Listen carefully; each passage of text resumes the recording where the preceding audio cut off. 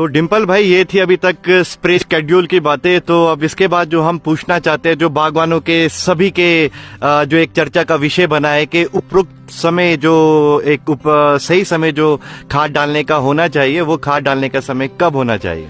तो बागवान साथियों, मैं आपको बताना चाहूंगा, जैसे कि मैं आपको पहले से भी अवेयर करता रहा हूँ कि खाद डालने से पहले आपको सॉइल का पता होना चाहिए। इसके लिए बहुत जरूरी था कि आपको सॉइल टेस्टिंग करनी थी, और जिन बागवान साथियों ने अपनी सॉइल टेस्टिंग करी है वो उसके अनुसार अपना खाद का शेड्यूल बना सकते हैं। अब मैं बात करता हूं उन लोगों की जिन्होंने सॉइल टेस्ट नहीं किया। तो आजकल कौन सा समय, बहुत सारे बागवान साथी ये जानना चाहेंगे कि सुपर और पोटाश के बारे में। तो मैं आपको बताना चाहूंगा कि जितने भी अभी सॉइल सैंपलिंग हुई है उसमें शायद ही कोई ऐसा रेयर सैंपल होगा जहां सुपर और पोटाश की कमी होगी।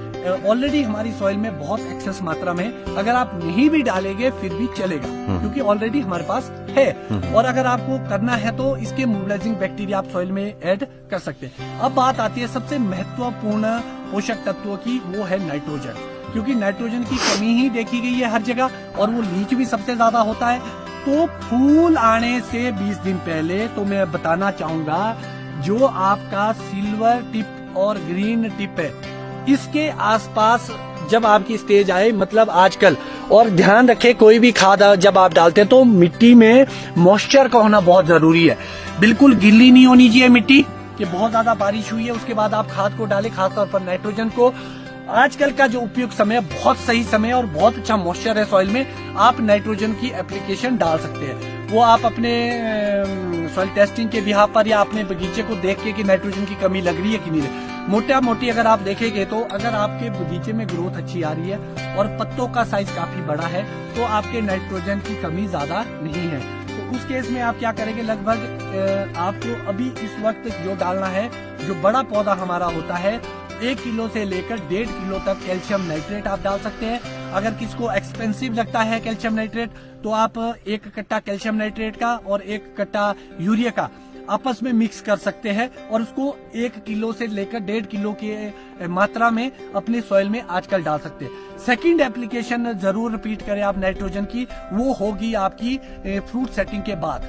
तो पीनट के आसपास आप सेकंड एप्लीकेशन सेम डोज में 1 से लेकर 1.5 किलो तक उसको आप अप्लाई करें। उसके बाद जो थर्ड डोज रहेगी आपकी नाइट्रोजन की, वो आपकी पोस्ट हार्वेस्ट में जाएगी, सेब तोड़ने के बाद।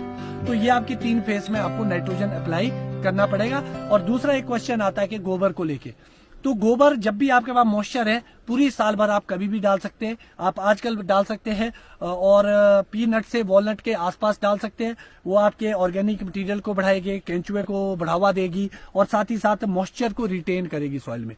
और गोबर को डालते हुए आपको ध्यान रखना पड़ेगा कि ये सड़ा हुआ गोबर का इस्तेमाल करेंगे तो ज्यादा बेहतर है। उसका डिकम्पोस्ट करके उसके पहले खाद बना दीजिए, उसके बाद उसको अप्लाई कर। अब उसकी मात्रा के बारे में अगर मैं आपको बताना चाहूंगा, तो गोबर की कोई ज्यादा मात्रा नहीं। अगर आप केंचुआ डालते हैं, तो जो बहुत बड़ा पेड़ है आपके बगीचे में, जिसमें आपके 20 से लेकर 30-40 पेटी लेते हैं, तो आप उसमें 10 से लेकर 20 किलो तक भी या उससे भी ज्यादा आप डाल सकते हैं, अगर आपका गोबर नहीं है।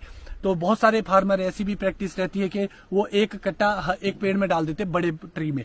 तो जितना ज्यादा आप ये डालेंगे उतना ज्यादा ऑर्गेनिक मटेरियल आपके बगीचे में डेवलप होगा। जी।